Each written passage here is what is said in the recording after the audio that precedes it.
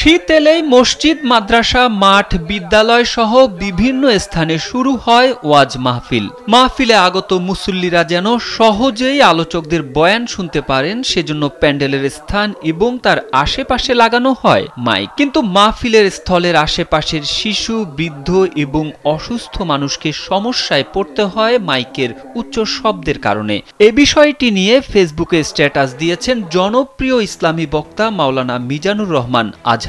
রোববার ফেসবুকে দেওয়া স্ট্যাটাসে আজহারি লিখেন, তাফসির মাহফিলের মাইকগুলো যথাসম্ভব প্যান্ডেলের ভেতরেই রাখুন।